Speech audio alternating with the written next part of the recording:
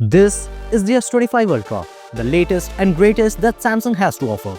And this is the S23 Ultra, Samsung's flagship from 2 years ago. So, if you already own the S23 Ultra, is the S25 Ultra actually worth upgrading? Don't worry, that's what I'll be answering in this video. But before we get to that, let's compare these two devices head to head. My name is Prakhar, you're watching Gizmo Rush, and in this video, I'm comparing the S25 Ultra with the S23 Ultra. Let's see what are the physical changes. So, at first glance, you'll notice these concentric rings around the cameras is the most prominent difference between these two. Besides that, it has a few minor changes. But are those changes good? Let's talk about it. The S23 Ultra is the last Ultra with a curved display. After that, the S24 and S25 Ultra, they both have a flat display. Now, from a practical standpoint, it makes sense. It's better for durability, you get more screen interaction, making content watching experience better. But I don't know, I did like the curved screen better. It's subjective, but I do have a sweet spot for the curved displays. Besides this, the edges got flat and the corners are now curved. Now for me, it's like fixing one problem but creating another. Let me explain. The corners of the S23 Ultra were sharp, which kind of poked your palm, and the curved corners of the S25 Ultra fixes that. But while at it, Samsung flattened out the rounded edges and now it feels sharp to hold. The S23 Ultra is way more comfortable to hold. However, it's not a big deal. If you like to use your phone with a cover, I'm sure you won't even notice it. As for the build, the S23 Ultra has an armor aluminum frame, while the S25 Ultra has a grade 5 titanium frame. They both have a matte glass back, but the S25 Ultra has better display protection with Corning Gorilla Glass Armor 2, as opposed to the Corning Gorilla Glass Victus 2 on the S23 Ultra. Now, coming to the display. Samsung's Ultra series is known for its top-tier flagship displays, and the S25 Ultra is no exception.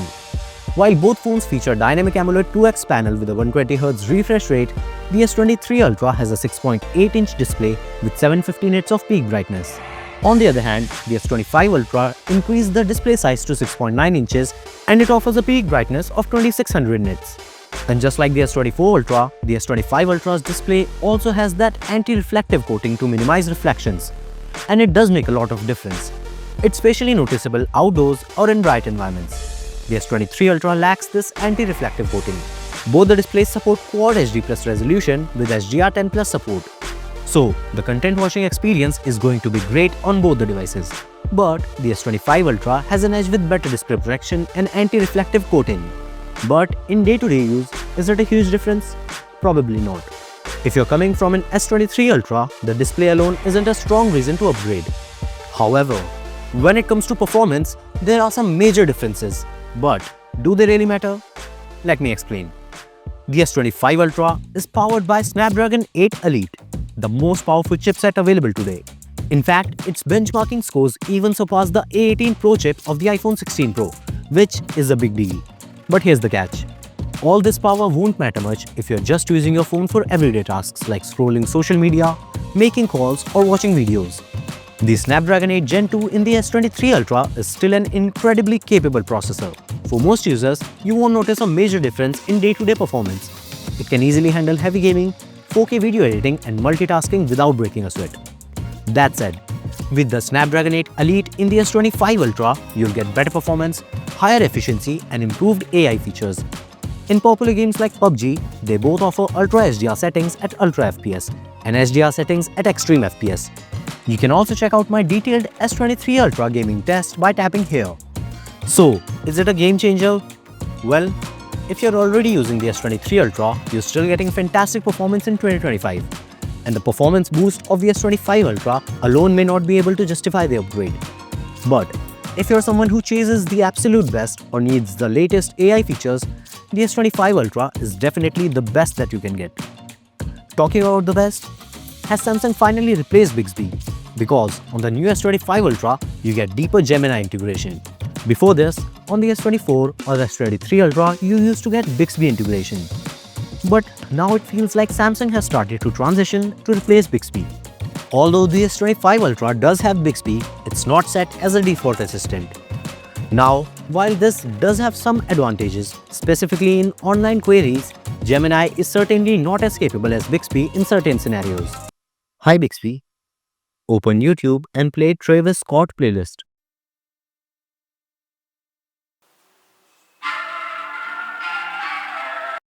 Okay Google, open YouTube and play Travis Scott playlist. Here are some Travis Scott playlists on YouTube. Travis Scott playlist by Thank God Music. Best of Travis Scott by Castro. Travis Scott type beats by Producer X. Which one do you prefer, Bixby or Gemini? Tell me in the comments below. By the way, I also did a Bixby versus Gemini Assistant comparison video. If you want to check it out, then tap on the I button. Besides the performance, the cameras are where Samsung usually makes the biggest improvements. The S25 Ultra has a 200 megapixel wide-angle camera, a 50 megapixel ultra-wide camera, and two telephoto cameras, a 50 megapixel one and a 10 megapixel one. On the other hand, the S23 Ultra also has a 200 megapixel wide-angle camera, a 12 megapixel ultra-wide camera, and two 10 megapixel telephoto cameras. The selfie camera is 12 megapixel on both devices. There is a definite spec bump, but there's a huge difference in colors captured thanks to the advanced AI Pro Visual Engine. Both the devices can record 4K videos at up to 60 FPS and 8K videos at up to 30 FPS. The S25 Ultra does provide better, sharper, and more true-to-life colors, whereas the S23 Ultra's photo looks over-processed. But this difference is apparent when I'm comparing it side by side with the S25 Ultra. On its own, the S23 Ultra performs really well. I have also compared its cameras with the S24 Ultra. You can check it out for more camera insights by tapping here. Overall, the S25 Ultra has substantial camera upgrades. You get better colors, better clarity, better details, and even the camera layout is more easy to use. Like see, here I can easily access most of the functions with my thumb. Whereas on the S23 Ultra, I have to reach out to the top. But most probably, with the One UI 7 update, this camera layout will eventually come to the S23 Ultra. While we are at it, let me talk about one of the most significant downgrade on the S25 Ultra, the S Pen. On the S23 Ultra, the S Pen was in a league of its own. I could use it as a camera remote. I could change camera modes with it using gestures.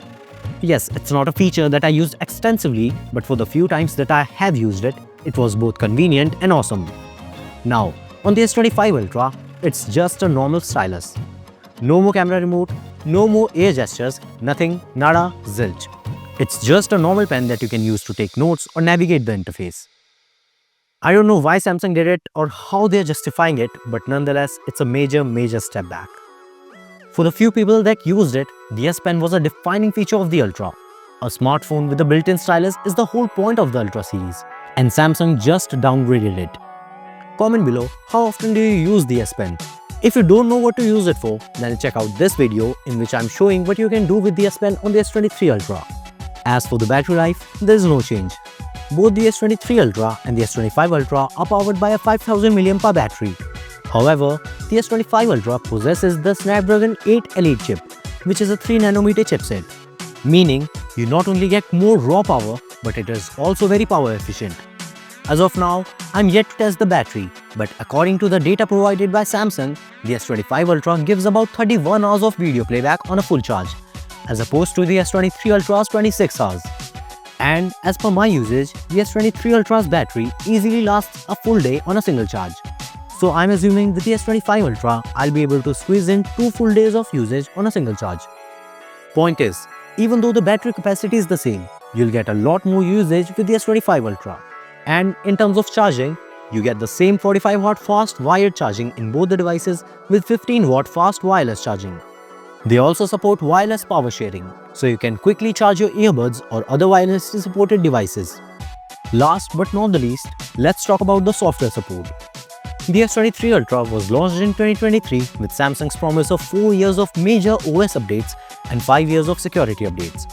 This means it will continue receiving new Android versions until 2027, with security patches keeping it protected until 2028. That's still a solid lifespan for a flagship device. It came out with Android 13, it currently supports Android 14, and it is set to receive updates till Android 17. However, the S25 Ultra takes things to a whole another level, following Samsung's latest 7-year update policy. This means it will get major Android updates all the way until 2032, ensuring it stays relevant with the latest features, UI enhancements, and security improvements for much longer. It comes with Android 15 out of the box, and it will probably get Android 21 update in the year 2032. This extended software support makes the S25 Ultra a future-proof investment, especially if you like holding on to your phone for several years. With the new AI-powered features and optimizations rolling out with each update, owning the S25 Ultra means you won't feel left behind anytime soon. That said, if you already own the S23 Ultra, then you can also continue using it for at least 2028 without any issues.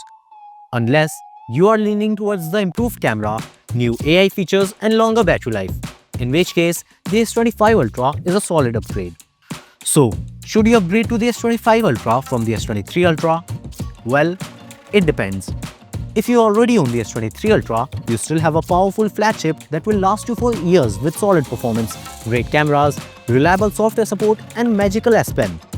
The S25 Ultra brings meaningful improvements, better AI features, improved cameras, more capable processor and longer software support.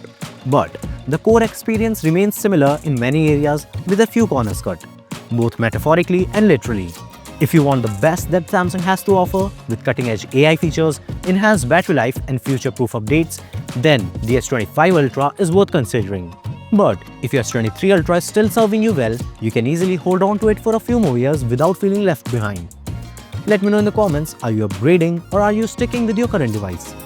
If you found this video helpful, don't forget to like, share and subscribe to Gizmo Rush for more tech comparisons. See you on the next one.